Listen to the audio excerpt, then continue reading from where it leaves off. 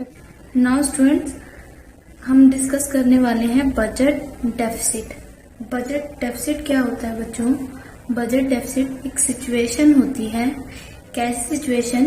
जब गवर्नमेंट के सारे एक्सपेंडिचर्स जो हैं वो ज्यादा हो जाते हैं, किससे? गवर्नमेंट की और रिसीट से। ठीक है, कि ऐसी सिचुएशन जब गवर्नमेंट के एक्सपेंडिचर्स जो हैं वो ज्यादा हो जाएंगे गवर्नमेंट की रिसीट से। ठीक है, तो इसे हम ऐसे भी शो कर सकते हैं, budget deficit is equal to total expenditure is greater than total receipt. ठीक है, तो डेफिसिट का मतलब क्या होता है बच्चों? एक तरह की कमी। ठीक है, और ये कैसी सिचुएशन है कि गवर्नमेंट को एक मनी की डेफिसिट हो चुकी है। ठीक है, मनी की कमी आ चुकी है, क्योंकि क्या सिचुएशन है कि गवर्नमेंट के जो एक्सपेंडिचर्स हैं वो गवर्नमेंट की रिसीट से, जितनी भी मनी रिसीव होने वाली थी उन सभी से ज्यादा हो चुके हैं। ठीक है, हमने पढ़ा कि बजट डेफिसिट क्या होता है कि जब गवर्नमेंट के एक्सपेंडिचर्स जो हैं वो जब ज्यादा हो जाते हैं गवर्नमेंट की रिसीट से। ठीक है, तो ये जो डेफिसिट की सिचुएशन है इसे हम 3 कैटेगरीज में जो है डिवाइड कर सकते हैं। ठीक है, revenue deficit, fiscal deficit and primary deficit. ठीक है, तो बजट डेफिसिट की 3 कैटेगरीज हुई। अब हम तीनों कैटेगरीज को एक एक करके डिस्कस करेंगे और साथ के साथ ही उनकी इम्प्लीकेशंस करेंगे। ठीक है, इम्प्लीकेशंस का मीनिंग क्या होता है बच्चों? इम्प्लीकेशंस का मतलब होता है कि हमारे पास एक सिचुएशन है या कोई प्रॉब्लम है और उस सिचुएशन को, या फिर तुम कह सकते हो कि उस प्रॉब्लम को हम कैसे डील करेंगे, उस प्रॉब्लम को कैसे फेस करेंगे या डील करेंगे। ठीक है, उसे हम क्या कहेंगे? इम्प्लीकेशन। ठीक है, कि हम किसी प्रॉब्लम को कैसे डील कर रहे हैं या फेस कर रहे हैं, इसे हम क्या कहते हैं? इम्प्लीकेशन। ठीक है, तो अब हम डिस्कस करने वाले हैं रेवेन्यू डेफिसिट को। तो बच्चों, रेवेन्यू डेफिसिट क्या होता है? रेवेन्यू डेफिसिट ऐसी सिचुएशन है जब गवर्नमेंट के जो रेवेन्यू एक्सपेंडिचर हैं वो ज्यादा हो चुके हैं रेवेन्यू रिसीट से। याद करो, हमने रेवेन्यू एक्सपेंडिचर्स किए थे जिनके एग्जाम्पल क्या थे? गवर्नमेंट के बिल्स वगैरह। ठीक है, वो सारे क्या थे? Revenue expenditure. और रेवेन्यू रिसीट्स क्या थी? Tax and non tax. ठीक है, तो यहाँ पर क्या हुआ है, जो हमारे रेवेन्यू एक्सपेंडिचर्स थे वो ज्यादा हो चुके हैं हमारे रेवेन्यू रिसीट से। तो इस सिचुएशन को हम क्या कहते हैं? Revenue deficit. ठीक है, तो क्योंकि अब हमें रेवेन्यू डेफिसिट का मीनिंग समझ आ चुका है, तो अब हम इसकी इम्प्लीकेशन करेंगे। ठीक है, इम्प्लीकेशन मैं भी समझा चुकी हूँ आपको इसका मीनिंग, कि इम्प्लीकेशन क्या होती है कि जो भी हमारे पास कोई प्रॉब्लम है उसे हम कैसे डील कर रहे हैं। तो यहाँ पर हमारी प्रॉब्लम क्या हुई है कि जो हमारे रेवेन्यू एक्सपेंडिचर हैं वो ज्यादा हो चुके हैं रेवेन्यू रिसीट से।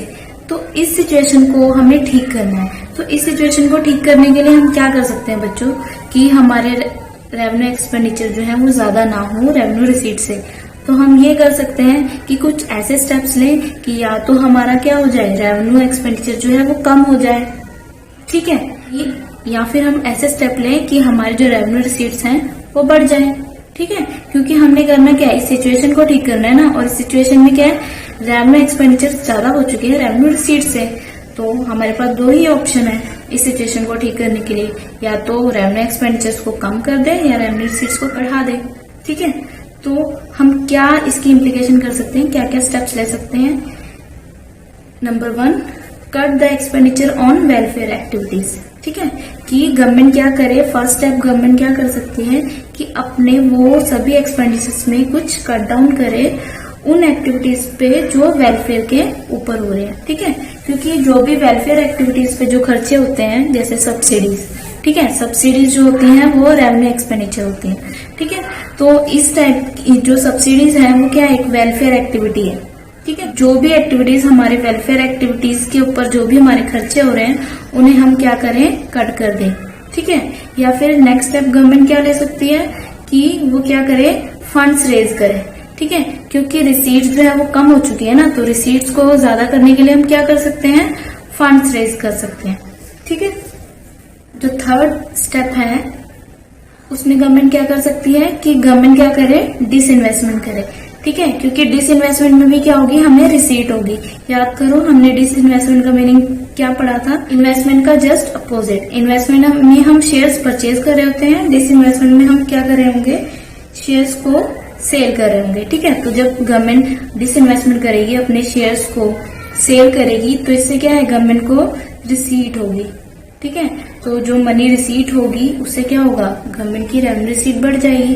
ठीक है, तो इन तीनों एक्टिविटीज से क्या हो रहा है, इन तीनों स्टेप से क्या हो रहा है कि हमारी जो रेवेन्यू डेफिसिट की सिचुएशन है वो हम उसे ठीक कर पा रहे हैं। क्योंकि इन तीनों ही एक्टिविटीज से, इन तीनों ही स्टेप से क्या हो रहा है, या तो हमारा एक्सपेंडिचर जो है वो कम हो रहा है, जैसे कि ये, ठीक है, या फिर हमारी रेवेन्यू रिसीट्स बढ़ रही हैं।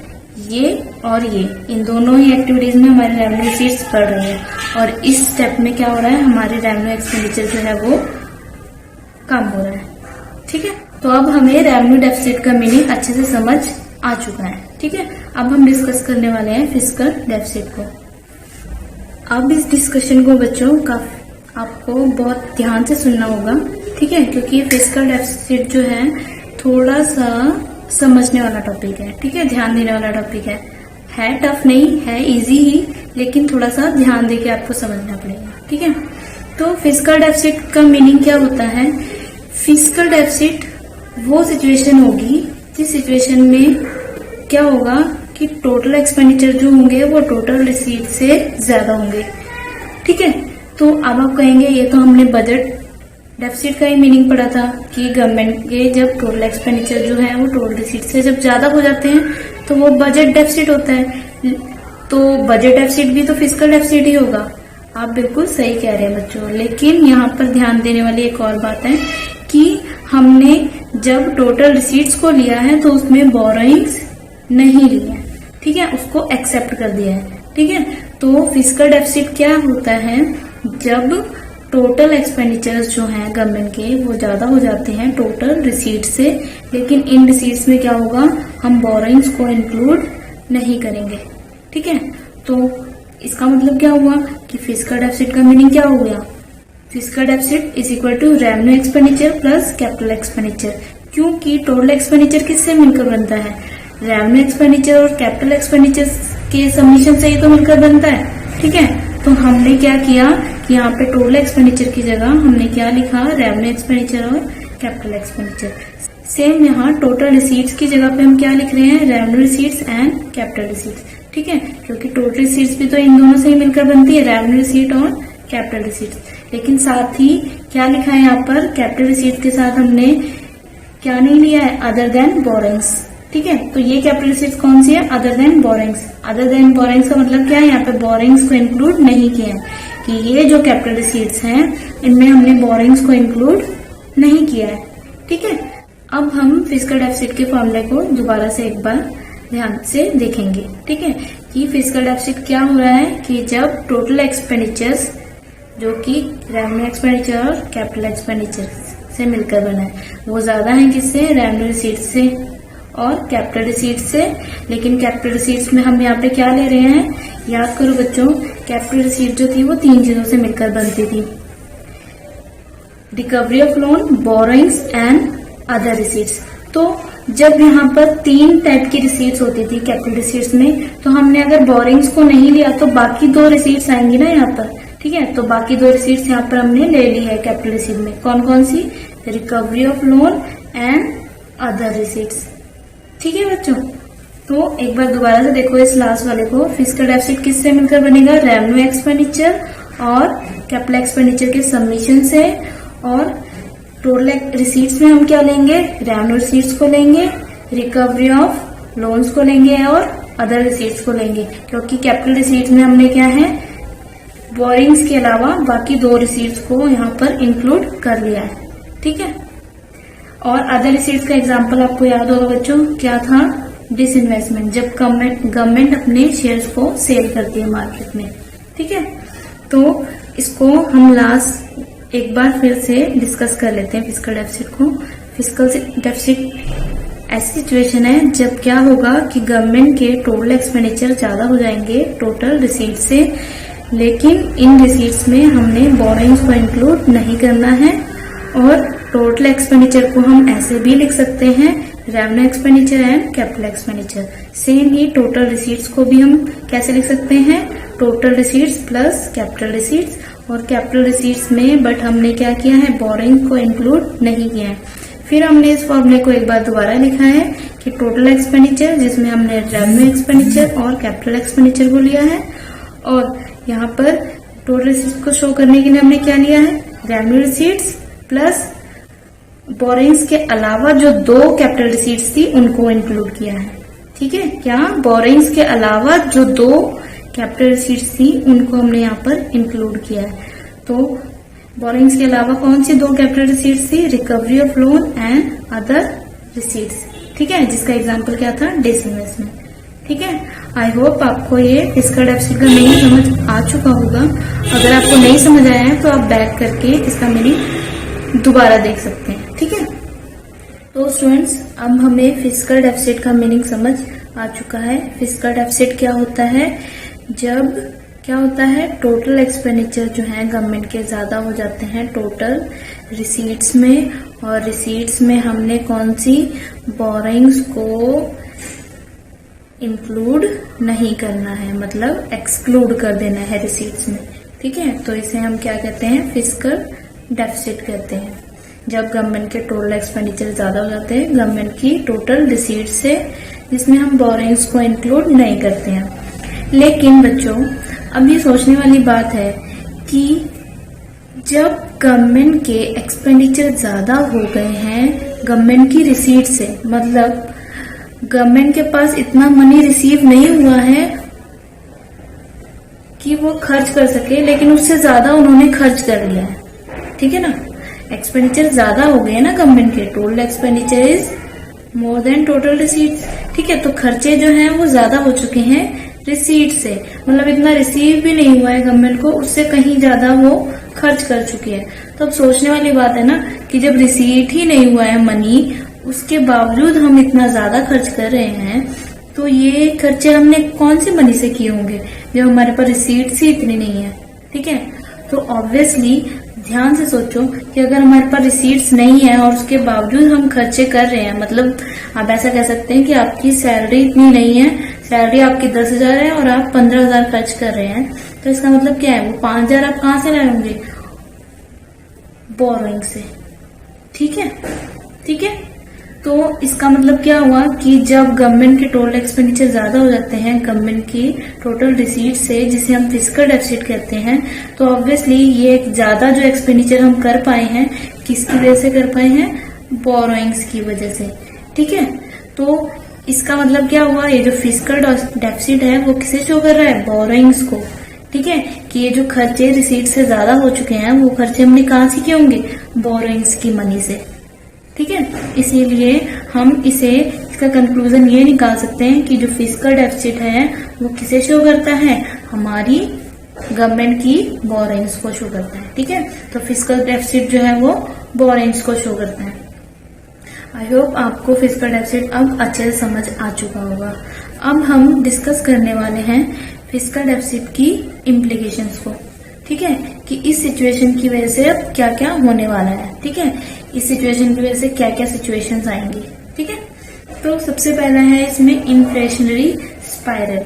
होता क्या है, जब गवर्नमेंट जो है वो आरबीआई से बोरिंग्स जब कर लेती है तो इससे क्या होता है, गवर्नमेंट के पास सप्लाई ऑफ मनी जो है वो ज्यादा हो जाती है।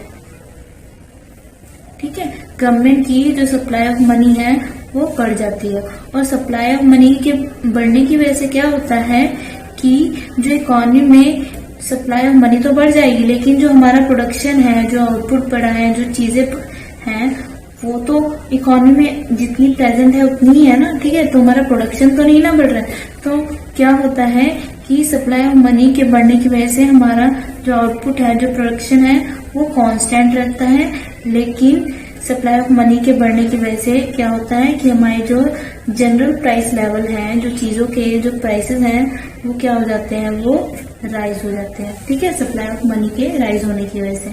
ठीक है, और फिर ऑब्वियसली जब प्राइस ज्यादा इंक्रीज हो जाते हैं प्रोडक्शन होता नहीं है। ठीक है। तो प्रोडक्शन के लिए फिर गवर्नमेंट फिर दोबारा से क्या करती है, गवर्नमेंट से क्या है, बोरिंग करती है, और दोबारा से क्या होता है कि प्राइस लेवल जो है वो हाई हो जाता है। ठीक है, तो ये एक तरह का स्पाइरल सा एक सर्कल स्टार्ट हो जाता है जिसका कोई एंड नहीं है। ठीक है, इसीलिए इसे हमने क्या बोला है, इन्फ्लेशनरी स्पाइरल, मतलब इन्फ्लेशन का एक स्पाइरल जो क्या है कॉन्टिन्यूस में चलता रहेगा। ठीक है, अब हम दूसरी इम्प्लीकेशन समझेंगे, नेशनल डेट्स। नेशनल डेट्स, पहले आपको डेट्स का मीनिंग पता होना चाहिए। डेट्स जो होता है हम बोरिंग्स को के लिए ही यूज करते हैं। ठीक है, जो हमारी बोरिंग्स होती हैं उन्हें हम डेट्स भी कहते हैं। ठीक है, तो नेशनल डेट मतलब क्या हुआ यहाँ पे, पूरे नेशन का, मतलब होल कंट्री का, कंट्री की जो बोरिंग्स है, ठीक है, वो क्या हो जाएंगी, राइज हो जाएंगी। ठीक है, क्योंकि यहाँ पे जो बोरिंग हो रही है वो गवर्नमेंट ले रही है, तो गवर्नमेंट तो होल कंट्री के लिए ले रही है, तो इससे क्या होगा, जो हमारी पूरी कंट्री है वो एक तरह से क्या है, एक डेट में चली जाएगी। ठीक है, कि हमारी जो क्योंकि हमारी गवर्नमेंट किसे शो कर रही है, हमारी पूरी कंट्री को रिप्रेजेंट कर रही है। तो अगर गवर्नमेंट ने बोरिंग्स की है तो इसकी वजह से क्या है, हम कह सकते हैं कि हमारी कंट्री जो है वो पूरी कंट्री ही जो है वो डेट में चली गई है। ठीक है, फिर नेक्स्ट हमारी इम्प्लीकेशन आती है क्राउडिंग आउट। ठीक है, इसे हम क्राउडिंग आउट इफेक्ट भी कहते हैं। क्राउडिंग आउट इफेक्ट का मीनिंग क्या होता है, तो इसका मीनिंग होगा कि जब इकोनॉमी में क्या है, फंड्स की जो अवेलेबिलिटी है वो क्या है, कम हो जाए। ठीक है, होगा क्या, क्योंकि क्या है यहाँ पे जो बोरिंग्स है वो हमारे फिस्कल डेफिसिट की वजह से इकोनॉमी में जो है बोरिंग्स बढ़ती जा रही है। अब फिस्कल डेफिसिट की वजह से होगा क्या बच्चों, कि बोरिंग जो है वो तो गवर्नमेंट इंक्रीज करती जा रही है, लेकिन जो हमारा प्राइवेट इन्वेस्टर है उनके पास फंड्स की कमी आ जाएगी, क्योंकि गवर्नमेंट तो बोरिंग्स करती जा रही है लेकिन प्राइवेट सेक्टर के पास तो फंड्स नहीं ना है। ठीक है, तो प्राइवेट सेक्टर जो है उसके पास फंड्स की कमी आ जाएगी, और इसकी वजह से क्या है, इकोनॉमी में जो है वो इन्वेस्टमेंट जो है वो कम हो जाएगा। ठीक है, यहाँ पे हमें क्या नजर आ रहा है कि गवर्नमेंट जो है, गवर्नमेंट तो बोरिंग्स में चल रही है। ठीक है, वो बोरो कर करके जो भी हमारे खर्चे हैं उन खर्चों को वो फिक्स कर रही है। ठीक है, लेकिन जो हमारा प्राइवेट सेक्टर है, मेन तो इस टाइम पे उसे इन्वेस्ट करना पड़ेगा, लेकिन क्या है कि यहाँ पे प्राइवेट सेक्टर के पास फंड्स की कमी आ जाएंगी, जिसकी वजह से क्या है कि इकोनॉमी में जो है वो इन्वेस्टमेंट कम हो जाएगा, होल कंट्री में ही इन्वेस्टमेंट कम हो जाएगा, क्योंकि गवर्नमेंट तो अपने डेट्स में फंसी हुई है, और तो गवर्नमेंट तो इन्वेस्टमेंट कर नहीं पाएगी, लेकिन प्राइवेट सेक्टर जो बचा है इन्वेस्ट करने के लिए, तो उसके पास भी क्या है, फंड्स नहीं बचेंगे। ठीक है, तो हम ये कह सकते हैं कि क्राउडिंग आउट इफेक्ट में क्या होगा कि फंड्स की कमी हो जाती है, जिसकी वजह से क्या होता है कि प्राइवेट सेक्टर का इन्वेस्टमेंट जो है वो इकोनॉमी में कम हो जाता है, और सिर्फ प्राइवेट सेक्टर का ही नहीं, होल इकोनॉमी में ही जो है इन्वेस्टमेंट कम हो जाएगा, क्योंकि गवर्नमेंट तो इन्वेस्ट कर नहीं पा रही क्योंकि वो बोरिंग्स में है, और इस बोरिंग्स की वजह से प्राइवेट सेक्टर के पास भी फंड नहीं है, तो वो भी इन्वेस्टमेंट नहीं कर पा रही इकोनॉमी में। ठीक है, तो क्राउडिंग आउट इफेक्ट का मतलब क्या होता है, जब होल इकोनॉमी का क्या है, इन्वेस्टमेंट जो है वो गिर जाता है, इसे हम क्राउडिंग आउट इफेक्ट कहते हैं। अब नेक्स्ट है erosion of government credibility. Erosion of government credibility क्या होती है, ये हमारी क्रेडिट वर्दीनेस को शो करती है कि हम क्रेडिट जो है, हमारा जो लोन है, जो हमारी बोरिंग्स है, उसको रीपे करने में हमारी क्या परफॉर्मेंस है, उसे हम क्या कहते हैं, क्रेडिबिलिटी। ठीक है, कि हम अपने लोन को कितनी जल्दी रीपे कर पाते हैं, अपनी बोरिंग्स को कितने अच्छे से या टाइम से रीपे कर पाते हैं, इसे हम क्या कहते हैं, क्रेडिबिलिटी शो कहते हैं। ठीक है, ये हमारी क्रेडिबिलिटी को शो करती है।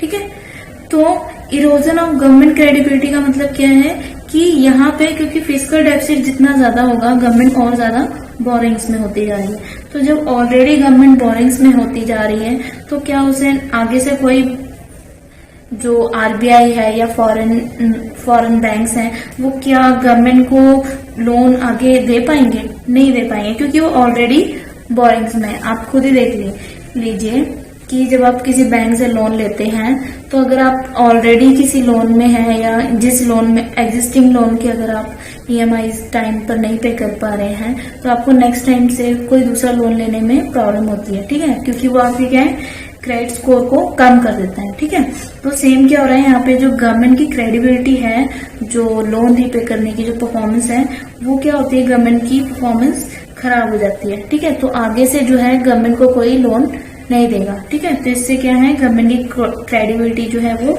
इरोड हो जाती है। ठीक है, लास्ट हमारा आता है vicious circle of fiscal deficit and low GDP. Vicious circle, यहाँ पे विशियस सर्कल का मीनिंग क्या है, सेम वही है कि एक ऐसा सर्कल जिसका कोई एंड नहीं है और विदाउट एंड जो है वो सर्कल चलता जा रहा है, उसे हम विशियस सर्कल कहते हैं। ठीक है, लेकिन यहाँ पे विशियस सर्कल किसका है, fiscal deficit and low GDP growth की। अब ये कैसा सर्कल है, यहाँ पे क्या हो रहा है कि यहाँ जो है हमारा जो फिस्कल डेफिसिट है वो हाई है। ठीक है, हाई फिस्कल डेफिसिट शो कर रहा है हमारी बोरोइंग्स को। तो जब बोरोइंग्स हमारी इतनी ज्यादा है तो उन बोरोइंग्स की वजह से क्या है, हमारा जो जीडीपी की ग्रोथ है वो क्या हो जाएगी, लो हो जाएगी, कम हो जाएगी। ठीक है, कि हमारी जीडीपी की ग्रोथ कम हो जाएगी, क्योंकि जितना भी पैसा आ रहा होगा बोरिंग करके, आधे से ज्यादा पैसा तो क्या है उसकी इंटरेस्ट वगैरह पे करने में चला जा रहा होगा ना, तो आगे इन्वेस्टमेंट के लिए तो कम पैसा बच रहा होगा। तो जब इन्वेस्टमेंट नहीं होगा तो ऑब्वियसली इकोनॉमी की क्या है, जीडीपी जो है वो कैसी होगी, लो होगी। और लो जीडीपी की वजह से क्या है, हमें आगे फिर से फर्दर क्या है, बोरिंग्स करनी पड़ेगी। फर्दर बोरिंग्स जब आप करोगे तो वो क्या होगा, हमारे फिस्कल डेफिसिट जो है वो और बढ़ जाएगा। ठीक है, और फर्दर जब फिस्कल डेफिसिट बढ़ जाएगा तो उसकी वजह से हमारा जो जीडीपी है वो और लो हो जाएगा। ठीक है, तो ये जो सर्कल है ये क्या है, ये सर्कल जो है कॉन्टिन्यूस में चलता ही रहेगा। ठीक है, तो हमने यहाँ पर पांचों जो है फिस्कल डेफिसिट की इम्प्लीकेशन डिस्कस कर लिए हैं। आई होप आपको ये समझ आ गया होगा। तो अब हम डिस्कस करेंगे हमारा लास्ट डेफिसिट, प्राइमरी डेफिसिट। ठीक है, प्राइमरी डेफिसिट किसे कहते हैं बच्चों, जब हम हमारे फिस्कल डेफिसिट में से इंटरेस्ट पेमेंट्स को माइनस कर देते हैं तो वो किसे शो करता है, प्राइमरी डेफिसिट को।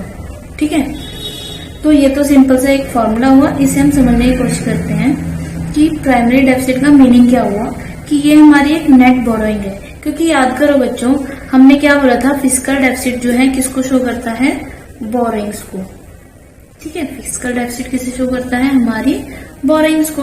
तो ऑब्वियसली बोरिंग्स मतलब क्या, जो हमारा लोन अमाउंट रहा होगा। ठीक है, प्लस उस लोन के साथ साथ हमें क्या है, इंटरेस्ट भी तो पे करना पड़ता है ना। ठीक है, तो ये क्या होगा, टोटल बोरिंग्स तो लोन प्लस इंटरेस्ट से बनेगी ना, कि इस लोन के लिए जो हमें साथ के साथ इंटरेस्ट भी पे करना है, जो इंटरेस्ट ड्यू है इसके साथ साथ। ठीक है, तो फिस्कल डेफिसिट किसे शो कर रहा था, हमारी बोरिंग्स को। बोरिंग्स में क्या इंक्लूड हुआ होगा, लोन एंड इंटरेस्ट। तो जब प्राइमरी डेफिसिट की हमने बात की तो हमने क्या किया कि प्राइमरी डेफिसिट में हमने क्या किया, फिस्कल डेफिसिट में से इंटरेस्ट पेमेंट्स को माइनस कर दिया। तो ऑब्वियसली ये हमें किससे शो करा होगा, नेट बोरिंग को, मतलब कि इस चीज को सिर्फ। ठीक है, तो जो प्राइमरी डेफिसिट होगा वो सिर्फ हमारे लोन अमाउंट को शो कर रहा होगा, मतलब हमारी नेट बोरिंग्स को शो कर रहा होगा। तो प्राइमरी डेफिसिट में क्या होगा कि हमारी इंटरेस्ट पेमेंट्स को हम इंक्लूड नहीं करते। ठीक है, तो आई होप आपको प्राइमरी डेफिसिट का मीनिंग भी समझ आ चुका होगा। अब इसकी इम्प्लीकेशन क्या होगी बच्चों, इम्प्लीकेशन जो होगी इसकी वो सेम ही होगी जो हमारी क्या थी, फिस्कल डेफिसिट में हमने इम्प्लीकेशंस पढ़ी। ठीक है, क्योंकि ये जो फिस्कल डेफिसिट है वो भी हमारी बोरिंग्स को शो कर रहा है, और जो प्राइमरी डेफिसिट है वो भी हमारी बोरिंग्स को ही शो कर रहा है, बस ये नेट है क्योंकि हमने इसमें इंटरेस्ट को इंक्लूड नहीं किया है। ठीक है, तो जो इम्प्लीकेशंस हमने फिस्कल डेफिसिट की पढ़ी वो सभी इम्प्लीकेशंस प्राइमरी डेफिसिट पर भी अप्लाई होंगे। ठीक है, तो वो आप यहाँ पर भी लिख सकते हैं। ठीक है, उन सेम इम्प्लीकेशंस को। तो आई होप आपको बजट डेफिसिट जो है वो समझ आ चुका होगा। ठीक है, एक बार हम दोबारा रिवाइज कर लेते हैं। बजट डेफिसिट का मीनिंग हमने क्या पढ़ा था, जब गवर्नमेंट के टोटल एक्सपेंडिचर्स ज्यादा हो जाते हैं गवर्नमेंट की टोटल रिसीट से। फिर हमने 3 टाइप के डेफिसिट पढ़े, रेवेन्यू डेफिसिट, फिस्कल डेफिसिट और प्राइमरी डेफिसिट। रेवेन्यू डेफिसिट में हमने क्या पढ़ा था, जब गवर्नमेंट की रेवेन्यू एक्सपेंडिचर जो है वो ज्यादा हो जाते हैं गवर्नमेंट की रेवेन्यू रिसीट से, तो उसे हम क्या कहते हैं, रेवेन्यू डेफिसिट। फिर हमने पढ़ा था फिस्कल डेफिसिट, जिसमें हमने क्या पढ़ा था, जब गवर्नमेंट के टोटल एक्सपेंडिचर ज्यादा हो जाते हैं टोटल रिसीट से, लेकिन इन रिसीट्स में हम बोरिंग्स को इंक्लूड नहीं करते हैं, ठीक है। और हमने ये भी पढ़ा था कि फिस्कल डेफिसिट जो होता है वो किसे शो करता है, गवर्नमेंट की बोरिंग्स को। और फिस्कल डेफिसिट गवर्नमेंट की बोरिंग्स को कैसे शो करता है, क्योंकि हम यहाँ पे देख पा रहे हैं कि फिस्कल डेफिसिट में गवर्नमेंट के टोटल एक्सपेंडिचर ज्यादा हो गए हैं टोटल रिसीट्स से। जितनी रिसीट्स भी नहीं है उससे ज्यादा गवर्नमेंट के एक्सपेंडिचर्स हो गए हैं। तो ये जो रिसीट से ज्यादा एक्सपेंडिचर हुए हैं वो एक्सपेंडिचर हमने कहाँ से किए होंगे, ऑब्वियसली वो मनी जो है हमने बोरो की होगी, ठीक है। तो जो फिस्कल डेफिसिट है वो बोरिंग्स को शो करती है। फिर लास्ट हमने पढ़ा था प्राइमरी डेफिसिट। अब प्राइमरी डेफिसिट में हमने पढ़ा था कि फिस्कल डेफिसिट में से जब हम इंटरेस्ट को माइनस कर देते हैं तो उसे हम प्राइमरी डेफिसिट कहते हैं। और प्राइमरी डेफिसिट किसको शो करती है, नेट बोरिंग्स को शो करती है। और प्राइमरी डेफिसिट की और फिस्कल डेफिसिट की जो इम्प्लीकेशंस थी वो सेम ही है, क्योंकि दोनों ही बोरिंग्स को शो करते हैं, ठीक है।